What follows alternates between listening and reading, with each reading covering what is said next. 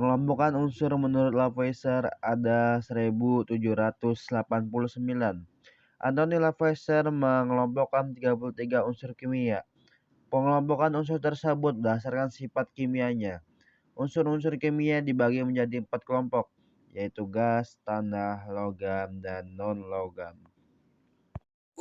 Hukum triade Dobereiner. Dobereiner mengelompokkan unsur berdasarkan massa atomnya. Hukum triade menyatakan bahwa setiap golongan terdiri atas 3 unsur, dan unsur yang terletak di tengah memiliki massa atom yang besarnya mendekati rata massa atom dari unsur pertama dan ketiga.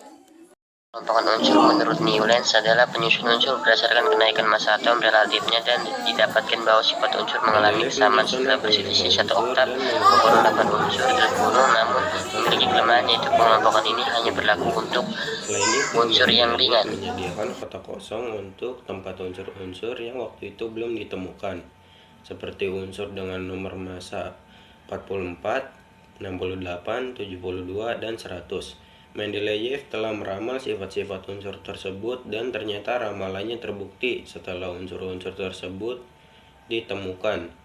Susunan unsur-unsur berdasarkan hukum Mendeleev disempurnakan dan dinamakan sistem periodik Mendeleev.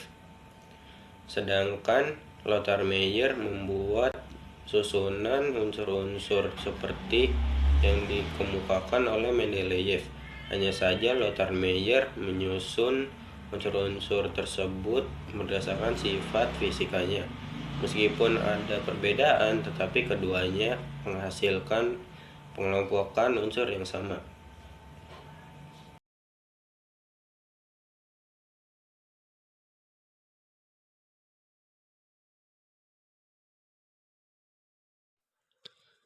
Tabel periodik, juga dikenal sebagai tabel periodik unsur kimia, adalah tampilan tabular dari unsur-unsur kimia. Tabel ini banyak digunakan dalam kimia, fisika, dan ilmu-ilmu lainnya. Tabel ini merupakan rumusan grafik dari hukum periodik yang menyatakan bahwa sifat-sifat unsur kimia menunjukkan ketergantungan periodik pada nomor atomnya. Tabel periodik modern dalam tata letak 18 kolom, tabel ini dibagi menjadi 4 area. Persegi panjang disebut blok, baris-baris tabel disebut periode, dan kolom-kolomnya disebut golongan. Unsur-unsur dari golongan yang sama dari tabel periodik menunjukkan karakteristik kimia yang serupa. Tren berjalan melalui tabel periodik dengan karakter non-logam menjaga elektronnya sendiri, meningkatkan dari kiri ke kanan dalam satu periode, dan dari bawah ke atas melintasi satu golongan, dan karakter logam menyerahkan elektron ke atom lain, meningkatkan arah yang berlawanan. Alasan yang mendasari tren ini adalah konfigurasi elektron atom. Tabel periodik terus berkembang seiringi dengan kemajuan ilmu pengetahuan di alam. Hanya unsur sampai nomor atom 94 yang ada. Untuk melangkah lebih jauh, perlu untuk menyintesis unsur baru di laboratorium. Saat ini semua 118 unsur pertama telah diketahui, melengkapi 7 baris pertama tabel, tetapi karakterisasi kimia masih diperlukan untuk elemen terberat untuk memastikan bahwa sifat mereka cocok dengan posisinya. Belum diketahui seberapa jauh tabel akan terbentang di luar 7 baris ini, dan apakah pola bagian tabel yang diketahui akan berlanjut ke wilayah yang tidak diketahui ini.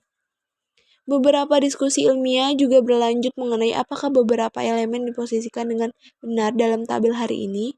Ada banyak representasi alternatif dari hukum periodik, dan ada beberapa diskusi mengenai apakah ada bentuk optimal dari tabel periodik. Jarak atom adalah jarak dari inti atom ke orbital elektron terluar yang stabil dalam suatu atom dalam keadaan setimbang. Biasanya jarak tersebut diukur dalam satuan pikometer atau angstrom.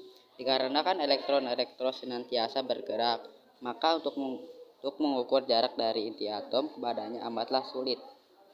Adalah energi yang diperlukan untuk mengeluarkan elektron dari tiap mol spesies dalam keadaan gas.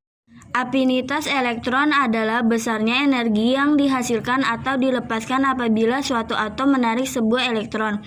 Afinitas elektron dapat digunakan sebagai ukuran mudah enggaknya suatu atom. Afinitas elektron umumnya meningkatkan bergerak dari kiri ke kanan melintasi periode elemen baris tabel periodik. Masing-masing elemen ini memiliki kulit elektron valensi yang terisi penuh dan afinitas elektron mendekati nol. Elektronegativitas atau keelektronegatifan adalah sebuah sifat kimia yang menjelaskan kemampuan sebuah atom untuk menarik elektron menuju dirinya sendiri pada ikatan kovalen. Konsep elektronegativitas atau keelektronegatifan pertama kali oleh Linus Pauling pada tahun 1932 sebagai bagian dari perkembangan teori ikatan valensi. Elektronegativitas atau keelektronegatifan tidak bisa dihitung secara langsung, melainkan harus dikalkulasi dari sifat-sifat atom dan molekul lainnya. Non-logam yaitu kumpulan unsur kimia yang bersifat elektronegatif, yaitu semakin gampang menarik elektron valensi dan atom lain daripada melepaskannya. Yang termasuk dalam non-logam yaitu halogen, gas agung, dan 7 unsur berikut: hidrogen H, karbon C, nitrogen N, oksigen O, fosfor P, belerang S, dan selenium C. Non-logam yaitu kumpulan unsur kimia yang bersifat elektronegatif, yaitu semakin gampang menarik elektron valensi dan atom lain daripada melepaskannya.